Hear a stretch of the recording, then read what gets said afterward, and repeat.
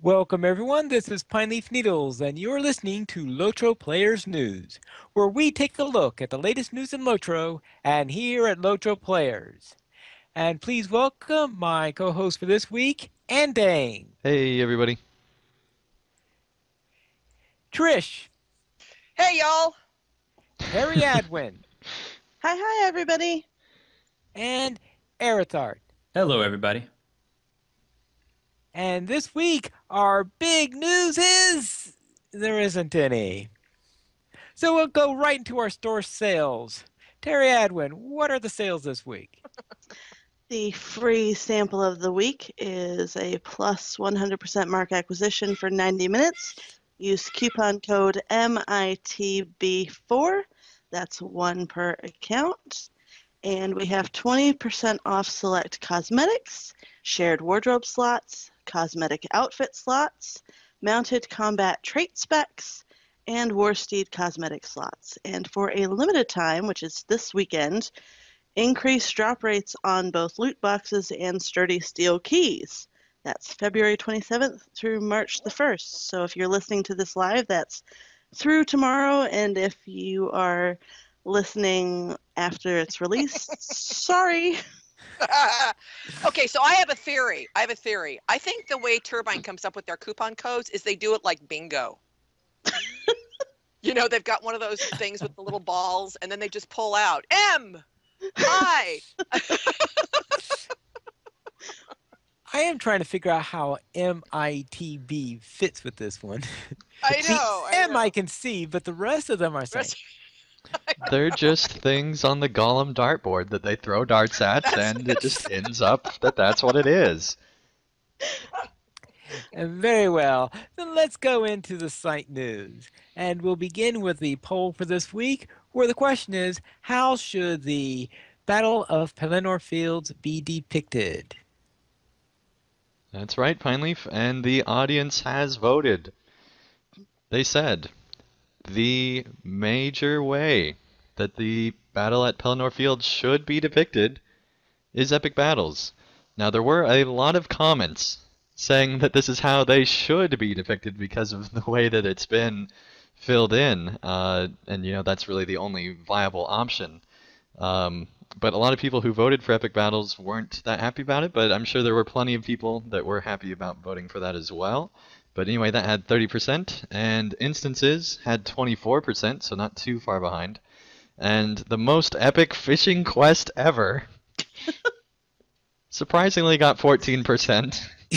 So that puts this entire poll into perspective, I think. Yes. Landscape events had 13%, just 2 votes behind. And skirmishes had 9%, other had 7%, and session plays, this one kind of surprised me, at the end with 4%. That does surprise me. That surprises me too. That's what I voted for. I think I did too. I think main Eric thing, there. I though- think you and I are probably at 4%. A lot of people who voted for epic battles did say that the second thing they'd vote for would be either instances or session plays in addition to epic battles. But I think, instance is what I voted for. yeah, I think a lot of people didn't vote for just session plays because they want a larger scale conflict on their character. And That's actually why I voted for other, because I want session Well, plays and Or like a mix. Yeah, mix Yeah. would really. I don't know that Know it should that- really be just one thing. yeah, Actually, we know for sure that there are going to be some instances involved, simply because some of the viewings of Galadriel are very definitely point towards Pelennor, such as the Warden one, which I think is the one that mentions the black sails in there.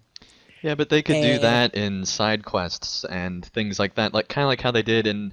No, Uh, it's not. It's always done as part of the epic. Right, but what I'm saying is they could do that inside Epic Quest instead of being in the instance itself. Kind of like what happened with Helm's Deep, where there were certain interactions that happened outside of the epic battles, or even instances in some cases. So I think that it could be done kind of like that and still achieve fulfilling that dream. Not saying that that's how it goes. Instances are very likely, or epic battles. But it would be interesting if that's not what we get. I kind of hope that we do have some amount of session plays and some amount of instances and some amount of epic battles, kind of just a mix of everything. But I don't it'll know, be because interesting if to they see. had epic battles, then they'll have to figure out how to get mounted combat into it. Because Pelennor Fields is very much a cavalry conflict. Yeah. I really hope Um, at some point that we get to charge in with the Rohirrim on our war steeds. Like Highly unlikely since we're full coming raid from the charge. south. That's what I want. my guess is that we will be inside defending, and that could I think we really, come with Aragorn. well, or we'll come with Aragorn, one of the two. It depends Oh, on if actually, we I don't know. ride We have to ahead or get to not. Osgiliath first. That's right. Yeah, so maybe Aragorn will beat us there. I don't know. It'll be interesting to see what they come up with. Maybe the whole battle will be over and they won't depict it. Who knows? Or they could do flashback session plays. I mean, there's so many ways that they could be depicting this that it's very hard to predict. I hope that there's at least one epic battle or instance type thing, if not several more than one. Right. Now, since Pelennor Fields is likely to involve mounted combat one way or another, however they manage to do it, then it's probably good to listen to LOTRO Academy 101, which is Mounted Combat 101. A segue and a plug. You're getting way better at this, Pineleaf. That's amazing. And Pineleaf, you were actually on this episode with Brannick, and the reason I say that you were actually on it is because no one else was on it aside from you and Brannick. So why don't you go ahead and talk about what happened? Well, it's shouldn't be too much of a surprise that we talk about mounted combat in there. We talk about how you get your war steed, and we talk about the how a war steed is different from the standard steed that you have, and we talk about bridles, and we talk about the trait lines. Yeah, and it was a really good episode. I really enjoyed it. It was nice to see a new topic being covered again because you'd been reviewing a lot of things and then you had your 100th episode, and so I was kind of surprised when people had been mentioning to me, to recommend mounted combat as a topic, that you hadn't covered it already because it seems like you've covered everything. So it's hard to find those new topics, but I'm glad that you guys covered this. I really enjoyed it. All right, very well. And I see that your video highlight for the week is the Lord of the Rings Shire, and this looks as far from mounted combat as you're going to get. Well, there's a lot of hobbits mounted on boardwalks and benches and many other things. Yeah, this is actually the main focus is showing how beautiful the Shire is and how close you can actually relate the game Shire to the films because it has the film score. And I figured that, okay, a lot of things that videos I've seen that have the film score of whatever game they're talking about usually don't match up as well when they're put in a game. It's amazing how well the Shire works in this trailer with that score. It shows how great both the films and LOTRO depicted the Shire, I think. And so I really enjoy this. It's a great video, especially if you like the film score. So there you go. All right, then. Then let's go into the Defense of the Prancing Pony. And this is the latest post by Kaylee Starshine. And she is going through her usual 1,000 pictures. And sometimes has anyone counted the average number of screenshots she has in one of her posts? She's got to have about Well, 30, 40 in here. if I remember right from the first post that she put on the site, there was close to 50.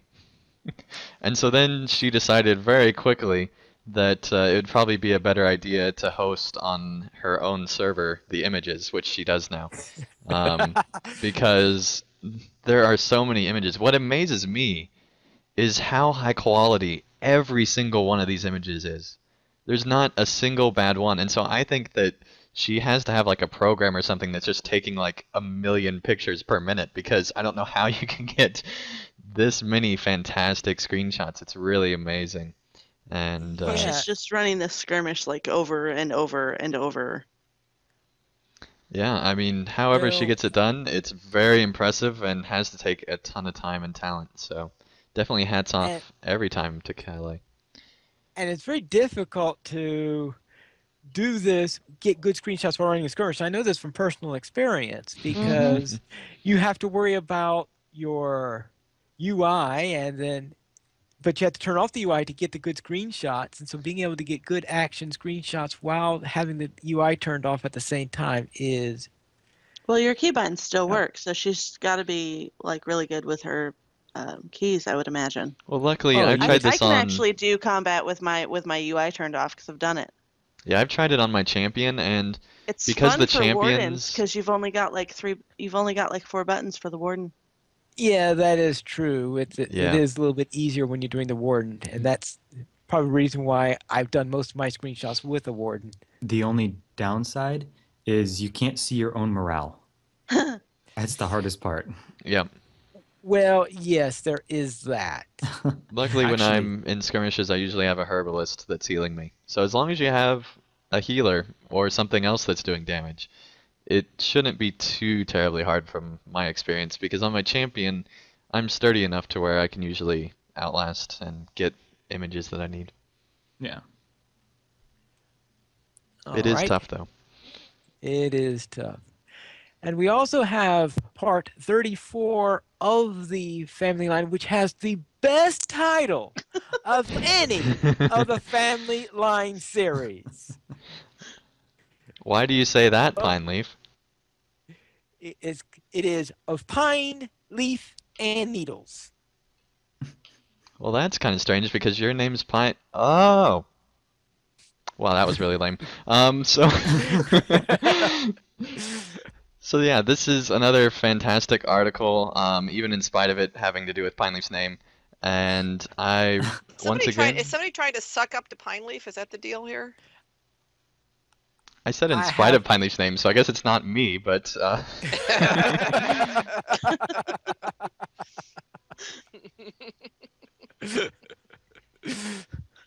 That's very cute.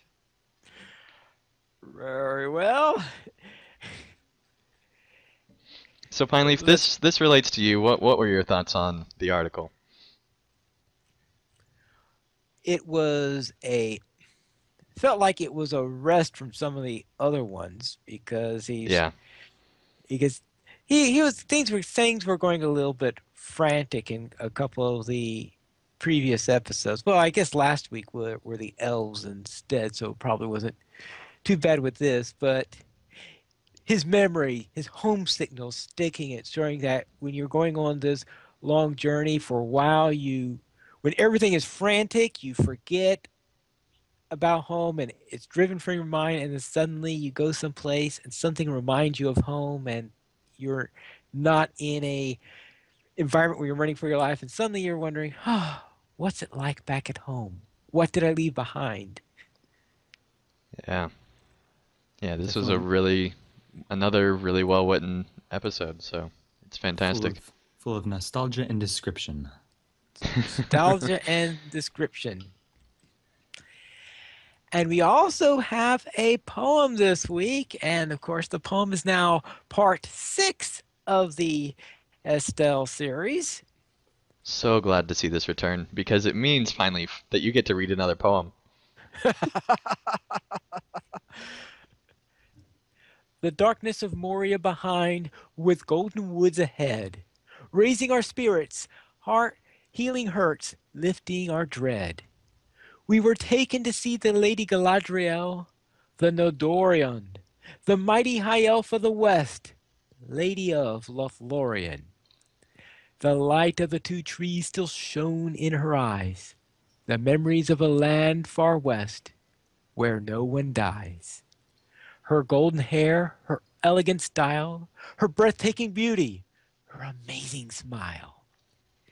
She looked through our hearts into our souls. She knew about our secret mission and our hidden goals. The elves mourned Mithrandir and sang a lament through the woods, an echo rang. She gave us magical cloaks, limbus bread and an elven rope, and a mighty bow of Lorien, some daggers, and rekindled our hope. Awesome. Great job, Estali. Every single time your poems are fantastic, and thanks again, Pinely, for reading that. That was awesome. All right. So I guess next week we'll be hearing about a trip down. Well, next time he writes one, we'll hear a trip down the river. I would assume so, yeah. All right. Earhart, what is this week's pick? Pinely, have you pronounced his name correct once yet? I don't think so. I think we need to tackle this now. Pineleaf, Air, Air. Yeah. Thert. Thert. Arathert. Thert. Thert. Yep. I don't think I'll ever get the Thert. Thert. Replace the E with an I in your brain, and that's how it should be pronounced. Arathert. Arathert. Yeah. Yay! We did it. You'll never hear it right again.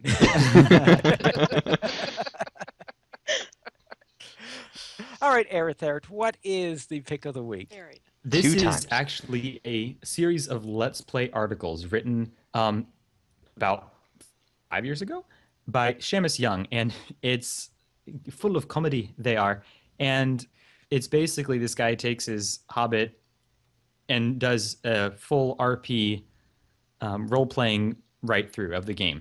I don't know how far he goes, but I do know To it's about level 10 or so through the prologue Actually, of past 10.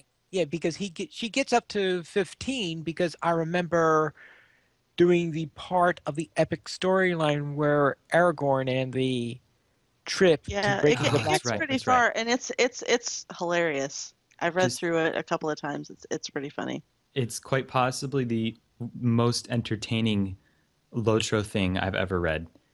And it's important to note that this was apparently the original intro sequence for Men and Hobbits was different from what it is now, because I don't actually remember doing some of the stuff that he mentions in Hero's Quest, so they changed it since. Oh yeah, it Yep. definitely changed because I did the. Oh yes, because this is This is the yeah, this was back when you started in the post office. Yeah, this is way back. Speaking of the post office, just to read a sentence, he's got a little screenshot of the post office, and you got the postman and all the townspeople surrounding him. He says, "Tending the office is Postman Took. Beside him is his trustworthy assistant, Townsperson. Also, here are my dear friends, Townsperson, her husband, Townsperson, and their nephew neighbor, Townsperson. You know, good friends." It's the whole thing is just reeking with laughter throughout. It's That's amazing. what I'm liking. I'm looking at the second installment, and it's like all truly great and epic legends of heroism. This one begins in the post office. Yes. Exactly. He Yeah. names his character Lulzy Lulzy. because he couldn't come up with any flower-related names that weren't already taken. So he says, if any of you veteran players don't like me slumming about your legendarium paradise with the name Lulzy, then feel free to delete your level 60 Rosie to free up the name for me. Then maybe we can talk. So just the whole thing is super entertaining. Definitely worth a read. Yeah, it is. It is funny. All right, now let's go into our new player question. And Trish, what's the question this week? Well, I'm kind of pushing the envelope here, guys. I actually have 3 questions that are related. So, from a new player standpoint, nobody can say anything. So basically, new players, and I'm channeling my own experience with this when I first started out, had, how does a fellowship work? What are the advantages in a landscape? Now, understand that there are fellowship quests and instances and whatnot, where fellowships like required, but in the landscape, is there an advantage to it? And do I have to actually know other players to be in a fellowship? So those are my 3 related questions. So Very the easy answer to question 3 is no. All right. Yeah, I guess As I shouldn't ask yes or no questions, should I? The last question is actually no, but that's how you get to know players is being in Right. fellowships with them. There's people that I've met in the game that have become friends just by doing stuff together. Hmm. and in fact, that's how I wound up in my Windfall of Kinship. Is I did a couple of. Actually, I got into that fellowship accidentally because the character I was playing at the time had a name that they thought that I was a member of their kinship already. So I accidentally got into there, and so they decided I was good enough to allow in their kinship after that. So, Yeah, okay. There you go. and as for the number two is about the advantages of landscape questing. The main advantage there is that there are has to do with how XP is done because if you are separate, you both have to tag the monster in order to get experience credit Right. for it. But if you're in a fellowship, it doesn't matter whether or not you both tag it, everyone in the fellowship gets credit for it. And quest completion as well helps And out for that. quest completion, of course. So therefore, if you got six people in a fellowship and you need to kill six goblins, if you kill six separate goblins, you all finish the quest. Right. Makes dating a Right. lot easier. Oh, it makes dating fantastic. Hmm. Yeah. Yeah. And then how does a fellowship work? Hopefully better than the actual fellowship. Um, Basically, you just ask a player to join up, then they can right-click on your name and click Add to Fellowship, and then hey, you're in a group. It's great. So, and for those that are familiar with other MMOs, basically these are just groups that you get into with other players. So, The first time I was invited into a fellowship, I had no idea what a fellowship was. I had no idea how to chat in the IM window, and I was in Erluine, and the poor guy probably thought, I don't know what he thought. I'm sure he was probably telling me all over the place, and I had no idea what I accepted because I was like, okay, well, here's a new experience, and I had no idea, and then finally I kind of ran off, and then before I knew it, the fellowship, he disbanded the fellowship, and to this day I feel like I would like to find that guy and apologize because I had no idea what I was doing. what I really thought was funny is when Sithith was talking about her fellowship, at least I think it was Sithith, and Yeah, she it thought was. that fellowships were permanent. Oh, She thought they were Oh kinships, man. but they're only just temporary groups that you join in with other players. But it was funny because she was really worried that they were permanent. So I don't like these people that much. is there? I also wonder about etiquette wise. I mean, I've been out in some of the I remember this in the lone lands, especially in the areas where the whites are and stuff. And I'd run into a couple of people that were obviously working the same quests. Like they're already in a fellowship. I mean, is there kind of an etiquette to it? Is it kind of like good courtesy to invite like a solo player that's obviously doing what you're doing if you're already in a fellowship to join your fellowship, or is there any particular like acceptable practice that way? kind I of varies from server to server. Um, Hmm. I know on Imladris, people would be very upset if you just threw them an invite. Um, on Well, it's generally Landerville, accepted to, send a tell first. Would you like to join Right. our fellowship that's Right. before usually just better. like randomly Yeah. doing an invite? Right. Sure. Well, that's what I Because mean. Yeah. I don't mean when I say invite, I don't mean technically invite. I mean like a tell that says, "Why don't you come join us?" Yes. Invite. that's probably one of my biggest peeves with fellowships. Because usually I'll get a fellowship invite from somebody as I'm heading back into town because I've already been out questing, and it's like, I don't need to be in a fellowship right now. I'm Yeah, not going anywhere or doing anything. Yeah, I'd especially Oh when yeah, you like out of get the it. blue, that's weird. So you Yeah, get like a like no fellowship tell or invite out of the blue. anything, just Oh yeah. fellowship invite pops up, and it's like, yeah, it's awful. I hate And that. it, yeah, and usually when it happens is that I'm about 30 levels higher than the person sending the invite. It's like, why? I've Yeah. Why are yeah. you sending me? Yeah. I can Now I say also have. Oh, I'm sorry. Go ahead. I was gonna Go say ahead. Go ahead. I've done it both I've done it both ways. I've sent tells before earlier today actually on the stream. We were deeding for wolves in the troll shaws, and there was somebody else who was running the same thing as we were, and I was just like, well, this guy's obviously doing it. I just tossed an invite at him. Yeah. Yeah. In retrospect, probably better to send a tell first in any case, but sometimes if it's super obvious, then I'll group up. Other times, if especially actually this happens a lot in the moors, you'll have people go and you have a little by yourself, a couple people just running around, and then we're taking a keep or something, and somebody else runs up, and we see that we're almost done. Quick, get them in the fellowship and share the quest before before Ah, right, they right. happen. So sometimes it's perfectly fine and actually really good to not be like, "Excuse me, sir, would you like an invite?" "Yes, please, thank you." Invite. Sometimes it's better to just straight up do it. If you're in the heat of battle, probably yes, just throw Yeah, the invite at for them. Yeah. sure. The other thing I had it the other way around today too, which is, I was off in another part of the world, and two of my kinmates were in Enidwaith trying to fight some huge giant with his bear, and they sent me a note real quick and said, could you come join us? Of course, being a hunter, it helps. And I'm like, yeah, sure. So they invited me to the fellowship. So it's like you don't have to be co-located to start the fellowship, which is something I think a lot of players may not be aware of either. Like you don't have to actually travel to where they are first and then start the fellowship. You can actually do it before traveling happens. Yeah, I Right. would say though that just, randomly sending an invite to players is not as accepted now because of open tapping. Yeah, And that changed it, didn't it? Yeah. and so that makes fellowships be a little bit more you want to make sure that the person wants to join into your fellowship, And and and we'll save open tapping for another week. that sounds like a plan.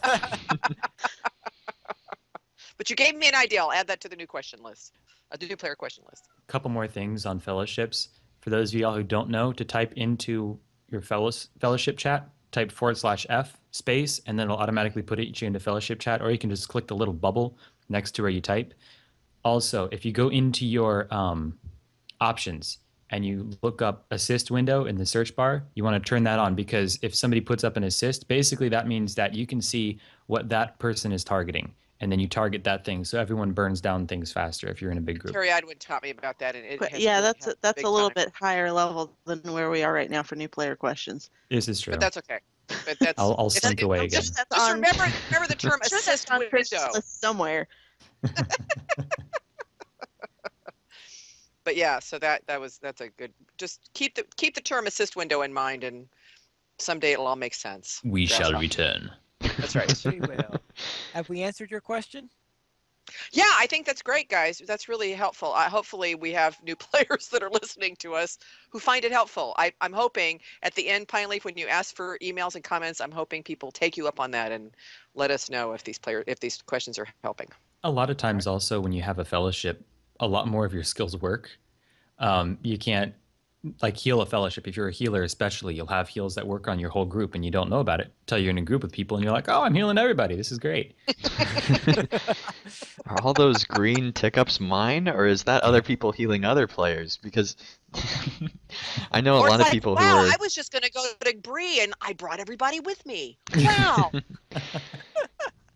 Well, yes. I guess in a later week you could ask about those funny fellowship maneuvers, but I think That's next week's question. That's next. Okay. You're spoiler so alert, smart. Pine Leaf, That's a man. spoiler alert. I Okay, actually fine. had that here, and I realized I needed to backtrack and go to this one first. And next week we're going to talk about fellowship maneuvers. Okay then. Let's go to our week in LOTRO.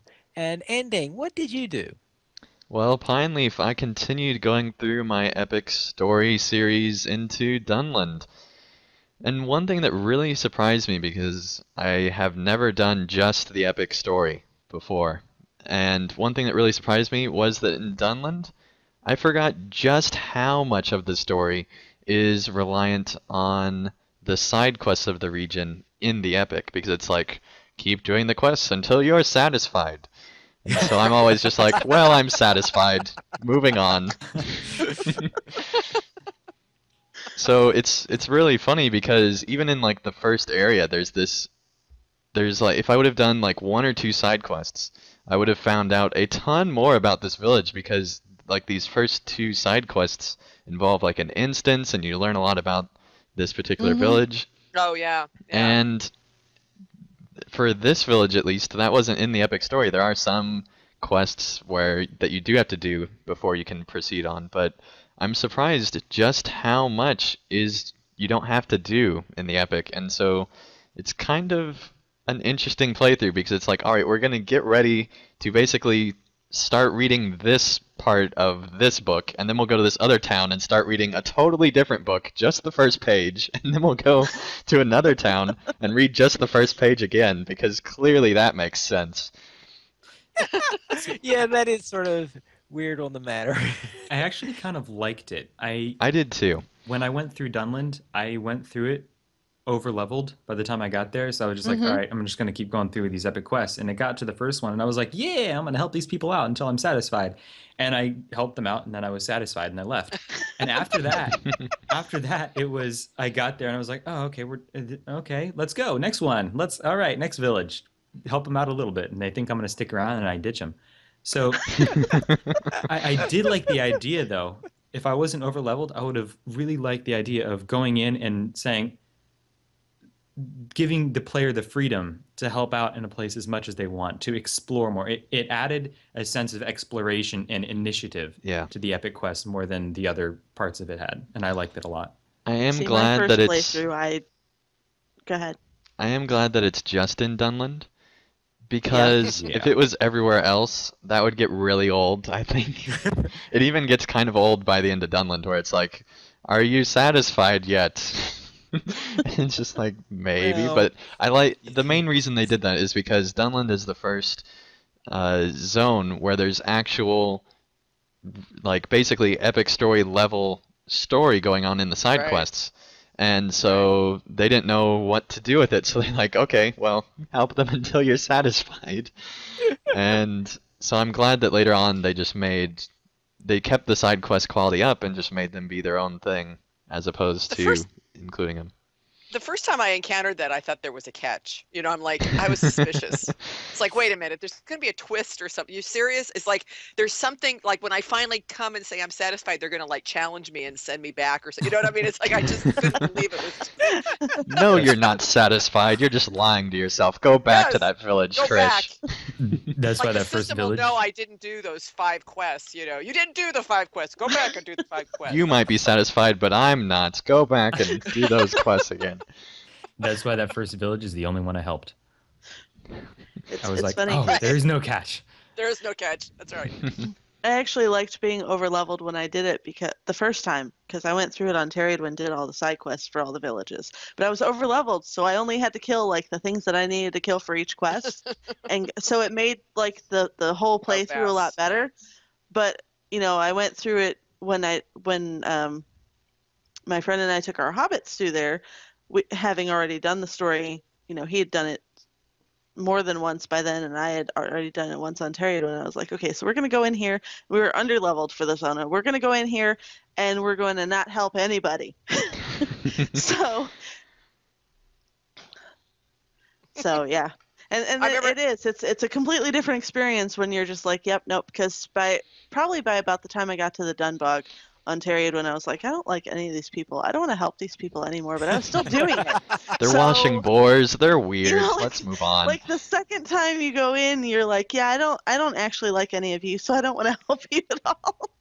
I know there's this one quest where you're like have a contest for how many orcs you can kill, Yeah. And so Terry Edwin helped me with that one because I'm like, oh, I'm doing this and I don't know how many. She goes, it doesn't matter how many you kill.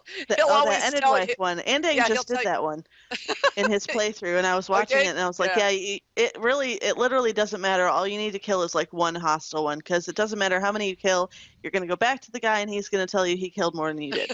No, You that's can kill not for true. 2 days, and he will still tell you he killed one Does he more than not? you did. Is it Not not true? always. Really? I don't know what the formula is, but half the time I've done it, I won the contest. Maybe that's if you Really? have the horseshoe equipped, Pineleaf. Ooh. I don't know that for sure, but that's an interesting thing to find out. That would Well, be yeah, I interesting. don't know what the rule is on whether you win or lose the thing, because some people, yes, kill 1,000 hostiles and lose the contest. Some people just do one and And win. and they win. I've never understood it. Maybe it's just random. Maybe. That's one possibility, is that it could be random. I don't think Turbine has ever answered it, or since I've never tried to see if there was a correlation with the horseshoe, I would not know. Yeah, I don't Maybe know it's the either. same algorithm that they use for crafting critical. I hope Actually, not. I don't think I've ever done it with the horseshoe actually equipped. So it's unlikely to be the horseshoe. So it's unlike. So yeah, we could probably eliminate the horseshoe. All Well, right. gosh, we've gotten Anything really else, far Andy? We with have this. gotten really far. So that concludes the whole Dunland section of the podcast. I had a lot of fun this week as well, guesting on Earthart's stream and doing all sorts of crazy voices on his That was stream. fun. So had a lot of fun with that, and I'm sure Terry Adwin did as well. So what did you do this week, Terry Adwin? Let me get back to show notes. So I played through a tier 3 skirmish with Andang on Terriadwin. So we did dual champions. We did a tier 3 skirmish at Dananglore, which was very fun. I managed to kill myself in an encounter because the nasty reflect on the boss. And Ruingalad? yeah, I died. Andang was fine, but we probably would Yep. have been okay if the ads hadn't taken out Andang's herbalist. But because we were down to just my herbalist, so I ended up killing myself. And yeah, and then Andang, like, he was down to what, like 2,000 morale or something like that before I died. Yeah. And so Andang got him down the rest of the way. And so I rolled a creep on Gladden, my first creep ever, and I got a guided tour of the moors from Erithert, which was a lot of fun. Mhm. We had a whole pack of like baby creeps and went through, and it's funny because he did a highlight of that stream because it was streamed. He did a highlight of our baby creeps. We ran into a pack of baby freeps, and it did not turn out very well. There was a lot of death and destruction on the creep There side. was a lot of panicked yelling. It was a lot of panicked yelling, and of course there's a bunch of wargs, so we're like all in stealth, and Aerith's like, "Don't move. They won't see you if you don't move." So yeah, that happened. And then yesterday I did Warbands of Eastern Rohan with Trish. We got all but one. Yeah, Nice. We could not find that last stupid warband. the It would last not one I pop. know. Mm. We'll go back. We'll get them. Yeah. All right. As for what I did, is I senior Bjorning reached level 92. And when I reached level 90, the first thing I did was I went to a skirmish camp to upgrade my equipment because of the lack of Bjorning rewards that they have for the quests. Fortunately, the skirmish camps had some nice Bjorning stuff, so I was able to re-equip everything and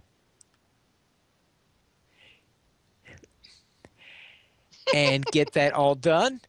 As for my junior Bjorning, I reached Angmar and I was doing the quest, the part of the epic storyline where you forge the key of Karn Doom and then do the one where you're supposed to take Goladir's daughter through. Hmm. And I guess during the YouTube videos I did for that, I referred to it as one of the more challenging quests in the epic storyline, and I don't know, it was very unchallenging from what I remember when I did it on this time Really? around. If you're I find it on really a challenging. Beorning, a champion, or a guardian, or probably captain, it's not that challenging of a quest for some reason. Um, I did it on my champion 5 levels under the first time, and that was really tough. But it wasn't impossible, and that's because Right. on those classes it's just not hard content. So that I think that speaks more towards the balance of Beorning than the actual instance. Yeah. I think I was 2 levels under when I did that one. So I went to the instance and I suddenly realized, oh, wait a minute. But I finished it anyway. Also, I participated in a concert on Firefoot today where we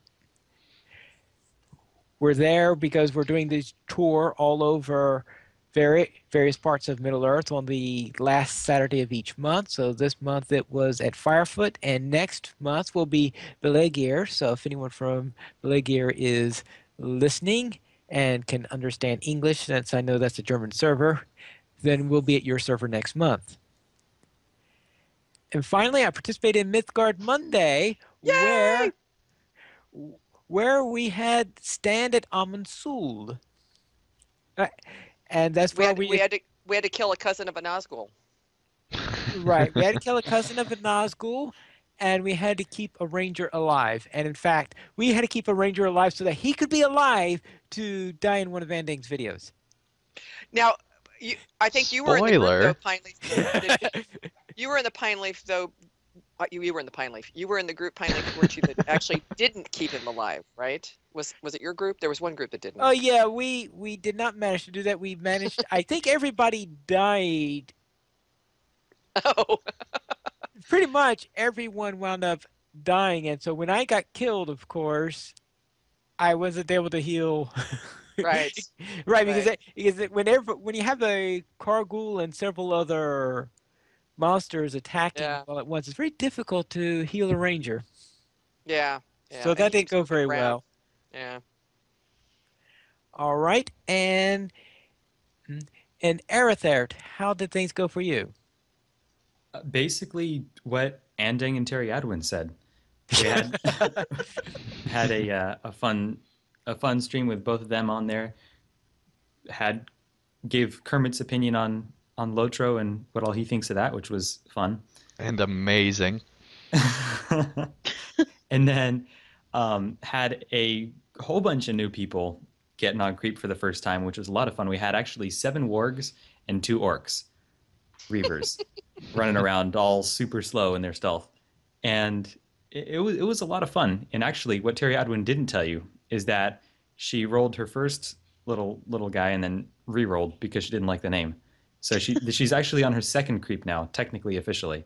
But it was a lot of fun, and I got back. I hadn't actually played my work in a long time, so it was fun to kind of re-get into that and test myself again, and just overall having fun with that. Next Wednesday, sort of like This this past Wednesday. week, yeah, this coming Wednesday, the whatever of the month that is, 4th, March 4th, where I'm gonna be. It's kind of like a to come thing, but I've been getting ready for it by making characters on every single server. I need to get them all out of the intro though. We're going to be doing chicken lunch runs, which stands for leading an unfortunate chicken to the Hornburg. So it's similar to the shield runs and the taking the Hobbit to Isengard. We're going to do that with a chicken, but going to Helm's Deep, right up to the steps. And that'll be interesting to not die, because I found out the second time I tried that there are stealth mobs in the Entwash, or not the Entwash, like the Fords of Ison. Mm-hmm. There's some fun. stealth guys there. That'll be interesting to hopefully not die doing that. So it's going to be every server. I know this week we're starting with Landreval and Gladden on Wednesday, and then we're going to go through the others. I'm going to get it up, all the information up and stuff. But so I've been getting prepped for that. It's been fun. So you're going to be doing two a week? Yeah, it only takes a little under 2 hours actually, and I got like a 2-hour time slot, or excuse me, a 4-hour time slot that I'll be doing them in. And so it'll be interesting. My turn. That's it. That's it. I was waiting for the transition there, and I was like, oh no, dead airspace. Yeah, I think we've had that issue a couple times, so I think it'd be good if everyone leads into the next person. Okay. So Oh, future. that's a good idea. Hey, I thought that was Here we the go. rule. Speaking of chickens, which doing chickens, you get the cloak of the cluck. Speaking of cloaks, Trish, what have you done in that area? I sewed Oh, my good. last cloak today. No, that's not true. Glordrell is at 85, and she just went into the end Wade today. That's where she's sitting at the moment, and she's reached the top of the Tailor Mastery. East Emnet. Now I still need to do the gilding. I think I'm at Master Guild level at this point, but that's nice. So I just she's done all the Tailor stuff. Biggest highlight though was hunting the warbands with Terry Edwin and Terry Torn, with me careening all over the plains of Rohan on my horse. At one point, I spiraled. I was fighting a guy. I spiraled. Terry, I was like, Trish, where did you go? You're complete. You're so far away. I said, I don't know where I am. I have to take Dramamine when I'm fighting on the war seats. And then of course today, I actually killed a warband on my own today, but like today, all of the quests we're come hunt with, we're going to go hunt orcs on horseback. So then I'm glad we did the warbands last night because today I'm following NPCs on horseback, which is they're not as kind Yeah, and as some of that is Terry Hadwin. instanced, and there's like Yes. walls that you run into. That's right. That's right. Thank God there's like gold ring on my radar. So if I get lost, I can follow the gold ring to find the NPC again. Anyway, the next biggest highlight actually was earlier in the week running through Goblin Town with Elistriel, who's one of Terry Edwin's alts. And Carvet, was it Carvet? Yeah, it was Carvet. Carvet, and he'll be on in a couple weeks. We had a great time because we were so over leveled. It was like we could just walk through the orcs. So we actually got to look at the place, which was really fun. And then we did the the throne of the goblin. I mean the throne room instance. Seat of the Great Goblin. Which was fun. Seat of the Great Goblin instance. Yeah, so that was really fun.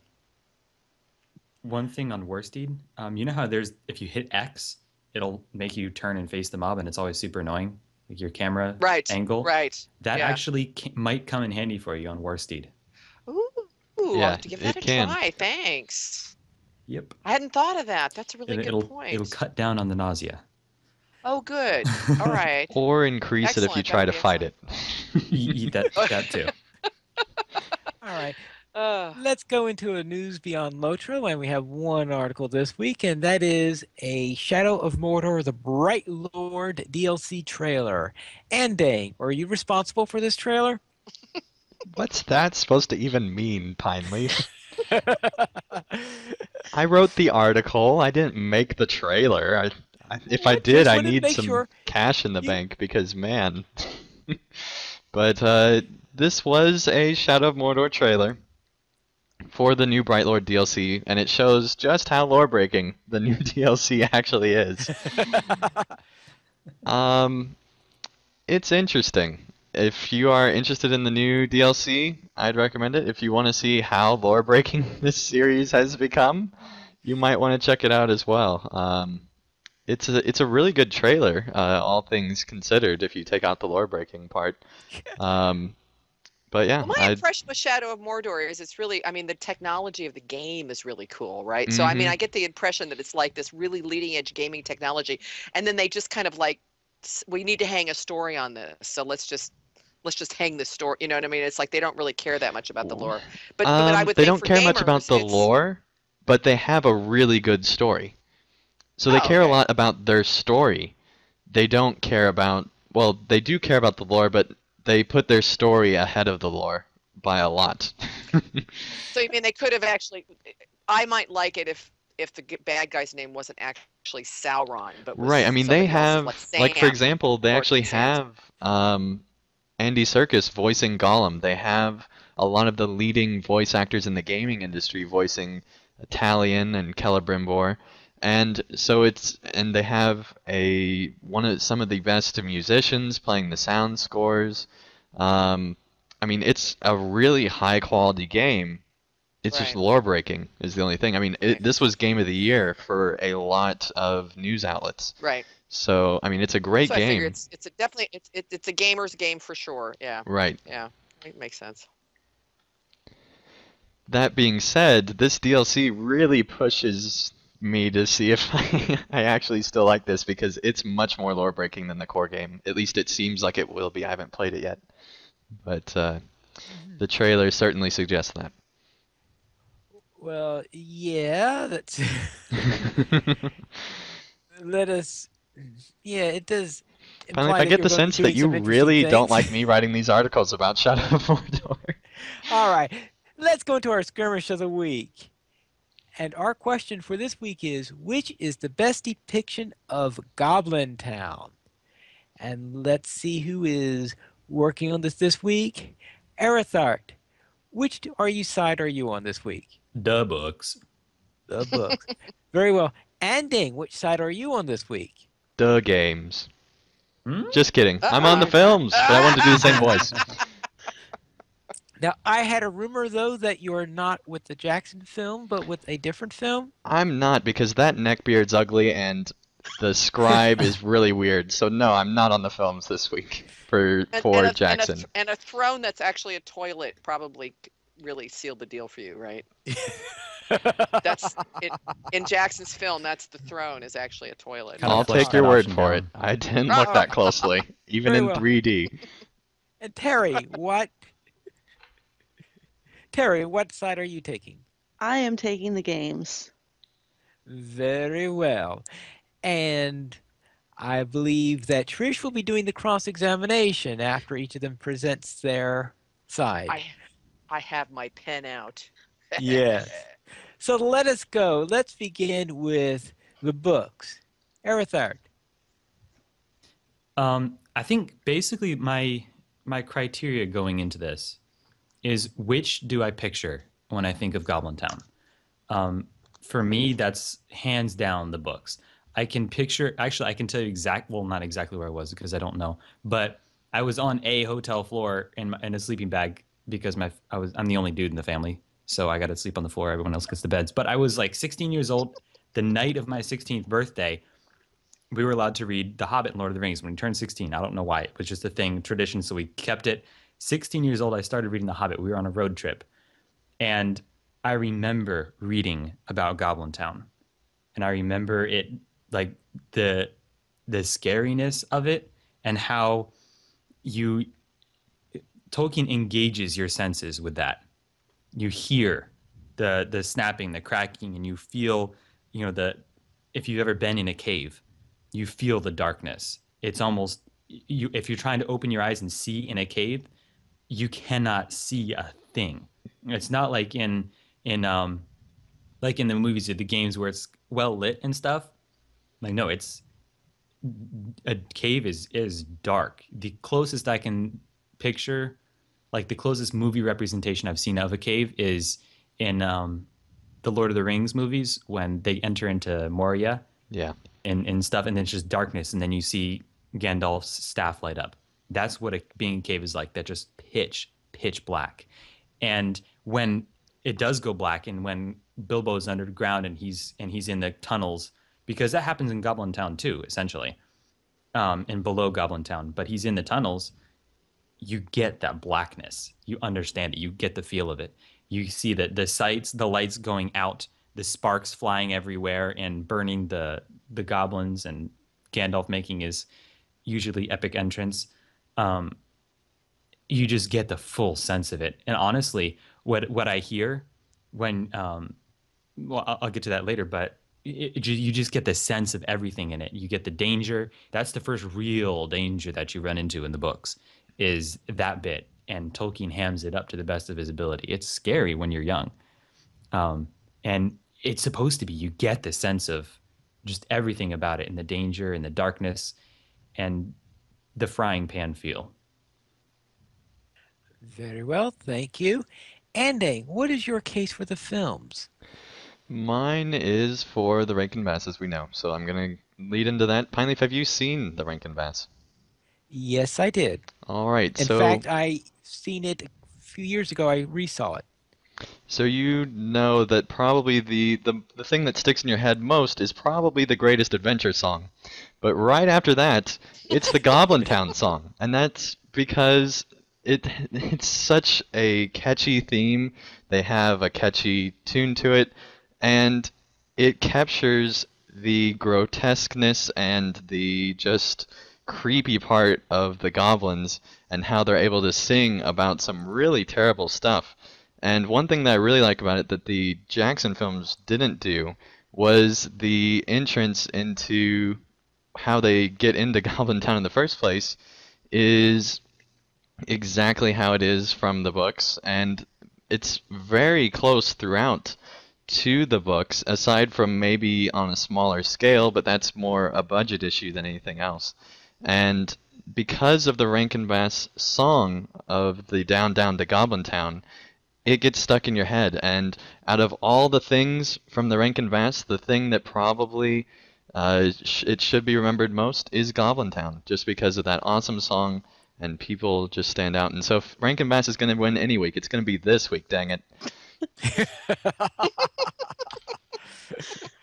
Terry Adwin. Okay, so first I have to say that I don't really remember the books very clearly, and I purposely did not rewatch the video of the Rankin Bass song because I didn't want to get that stuck in my head. See? But I actually mostly because I didn't want to like I don't remember the point I was trying to make. Anyway, I went back to Goblin Town this week twice. I actually spent like I spent most of last weekend actually in Goblin Town because I went through um, Saturday night after we were done recording last week's podcast, and then I was there again Sunday. And first of all, I got lost trying to find it because it's not easy to find. And then I got completely lost trying to find my way around and map the place because it's like this maze warren of tunnels, and yet at the same time it feels like a town because when you go in there on level it's full of goblins because Goblin Town should be full of goblins. And I remember going through it on level actually, and it was really scary because like it's packed full of goblins. So if you're not in a class that can handle like a bunch of mobs all on you at once, you're gonna squish. Guardians for the win. Champions for the win. But anyway, um, so yeah, I went through it the first time and got completely lost and surrounded by mobs and fought my way out and killed a bunch of them. Didn't have a whole lot of time to look around. But going back through over leveled and actually having a chance to look around, um, you notice little details that I didn't notice on the first playthrough. Like in the tunnels, there's actually like set into the walls little doors and windows that makes it feel Mhm. like the goblins actually live there.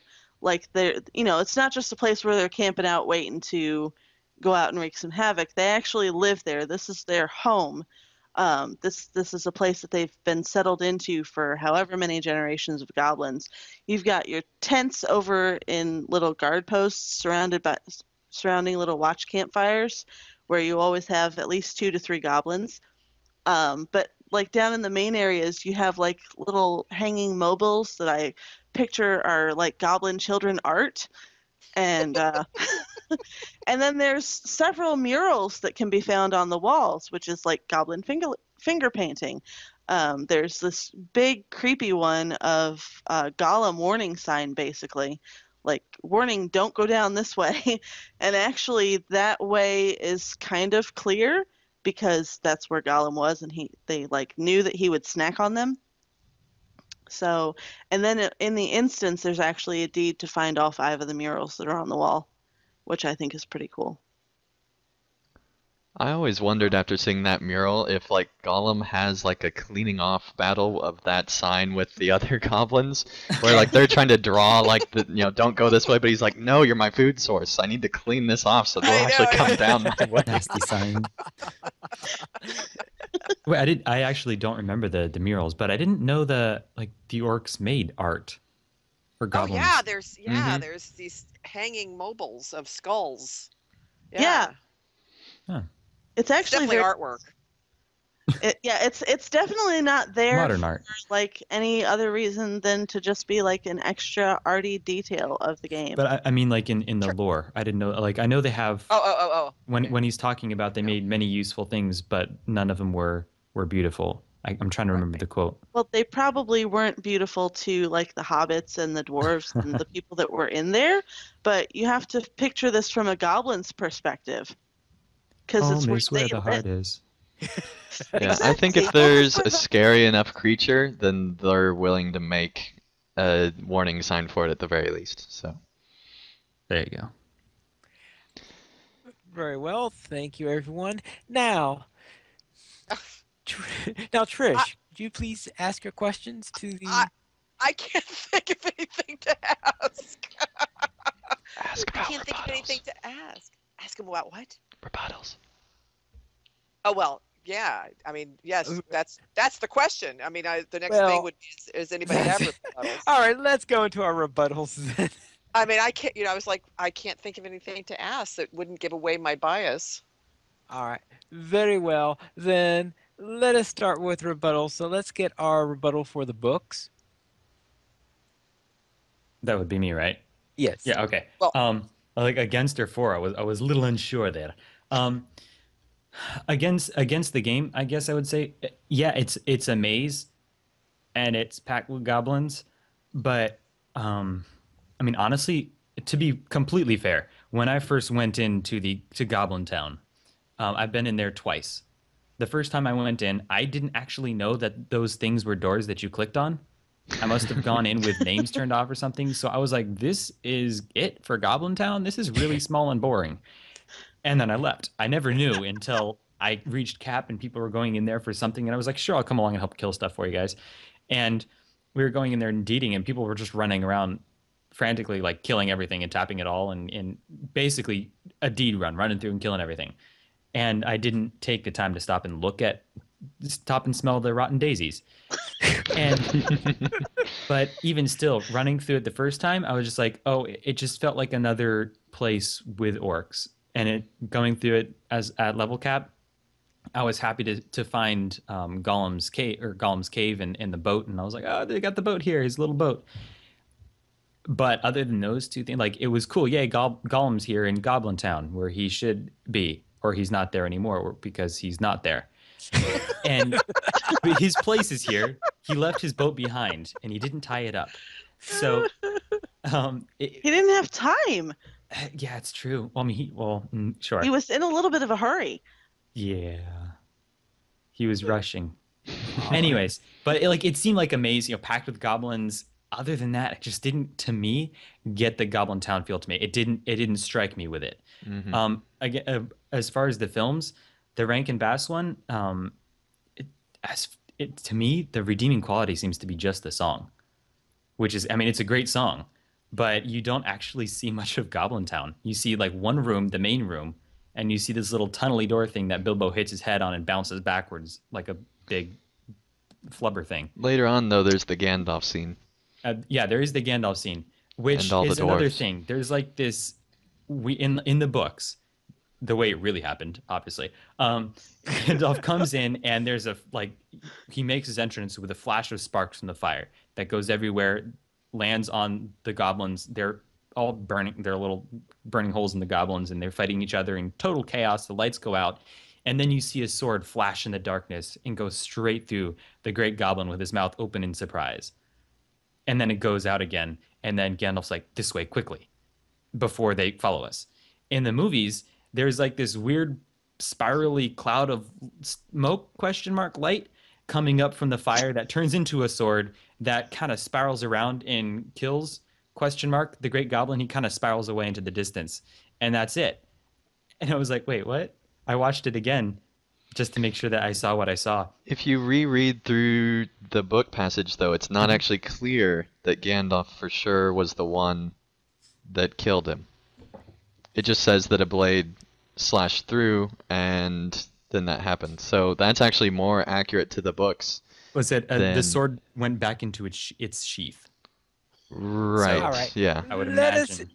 All right. In any case, to me, dark path there. to me, the main thing seems to be like, again, as far as the Rankin Bass films go, is that the main redeeming quality is that song. And honestly, when I see that song in the book, I hear it, that particular song, I hear it in Corey Olsen's voice. I just do. I hear it like that's the way it is in my head. Is that I can't read it without hearing it. Like I was listening to the song "Yo Ho, My Lad," and I was Okay. like, "Nope, it's too low. It needs to be higher pitched." Like, All right. Let's go to Ending's rebuttal.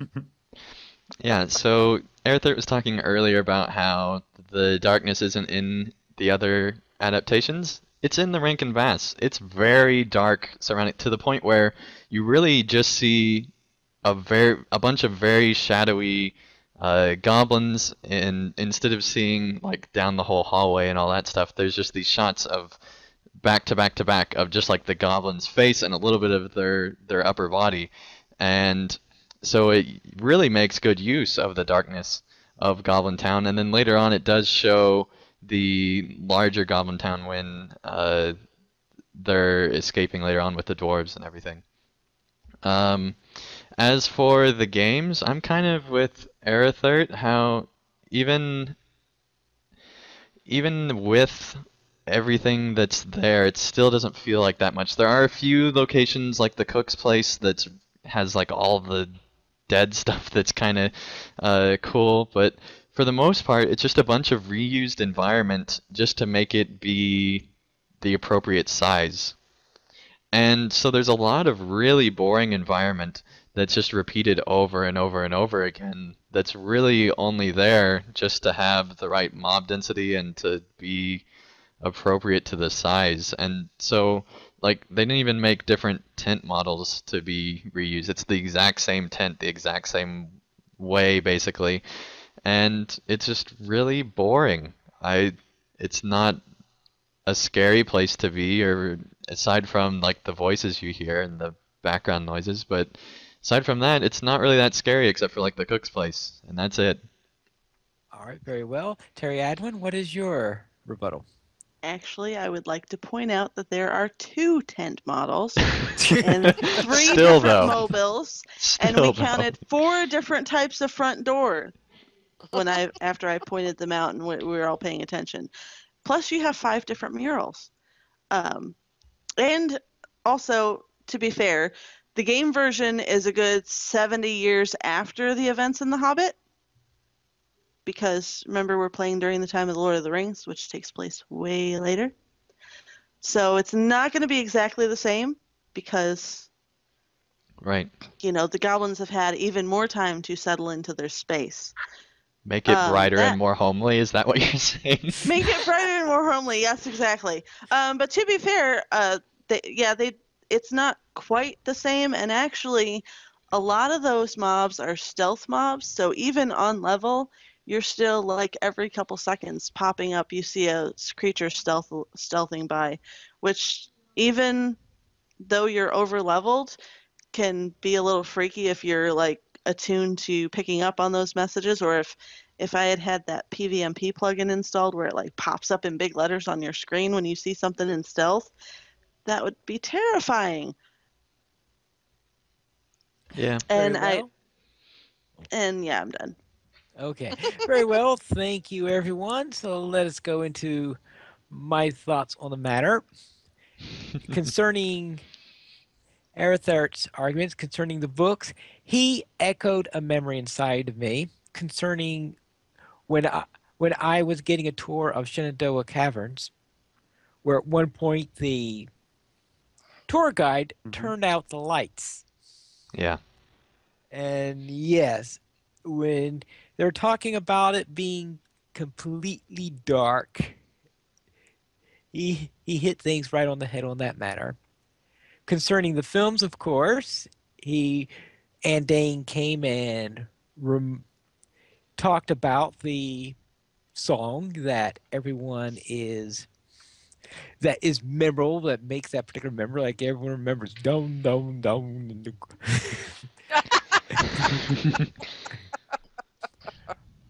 Unfortunately, I also have in my memory where there's a whip, there's a will, which Yeah. is Where Yeah. that there's a whip, rather. there's a way. Yeah.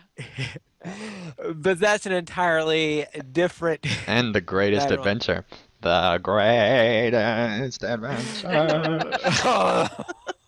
Oh man, that's a trip. Right.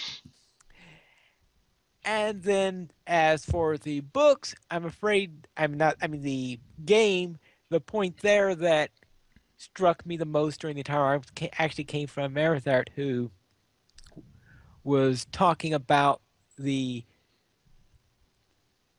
about the moving walls, Hmm. because actually I was in Goblin Town yesterday with Brannick, and he couldn't find something. And the reason why he couldn't find something is he didn't know about the hidden passages or anything Yeah. there.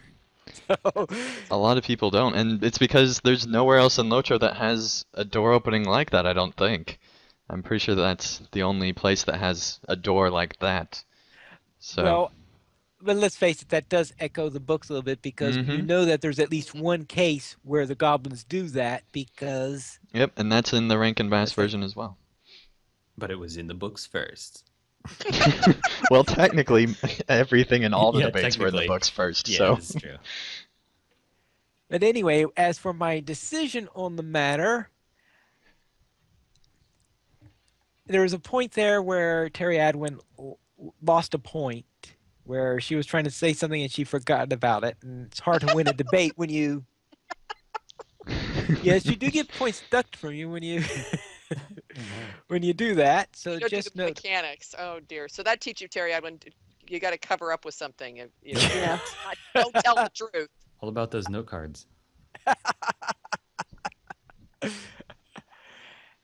and Andang at a couple of points was talking about how it was just like the books, and I think, sorry, that's not a good way in which to tell you how you're better than the books. So therefore, in the end, I decided I had to go with the books because of the way he echoed with the darkness, and also with Erithart because of his discussion of people being disappointed with Goblin Town by Henhouse represented in the game due to the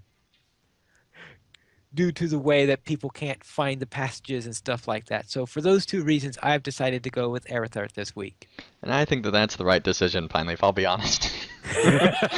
um, I it's tough to, because the Rankin Bass doesn't show that much of really any part of The Hobbit when you actually think about it, because it's a very short film, especially like the Battle of the Five Armies, where it's just like a bunch of dots and that's it because they lost a lot of their budget at the end. But Yeah. it's like the one time that the Rankin Bass could actually win was this time, and so that's kind of what I was banking on. But I will say actually that the Jackson films, apart from the neck beard and toilet and little Yoda on a string, and the um, falling scene of the bridge yeah, and a whole lot apart of from a few others. things, that's one of my more favorite scenes in the movie because Yeah. in the midst of all the epic Peter Jackson-ness, you get the pure silliness and pure children's book feel that Tolkien had. Yeah, they're fighting, but they're doing it in a way that's entertaining, even to a young one. So to me, that's one of my Right. favorite scenes. I still think the book's representation of it's better, but their representation of Goblin Town I thought was really good on the Jackson movies. So So I'll weigh in now. Now that we've done that, um, to tell you the honest truth, there can be times when you know too much. And having studied literally with Corey Olson in one of my classes, the story of the Hobbit, one of the books that we read leading up to, that were like the stories that influenced Tolkien. There's a writer named George MacDonald that wrote a story called The Princess and the Goblin. And when I read that story and he talked about when the little boy who's the the male protagonist goes into the goblin caves, I swear it's like, okay, Professor Tolkien, you lifted this description straight from George MacDonald. I mean, it was like almost the exact, it's like, I thought, okay, now I know how he pictured Goblin Town.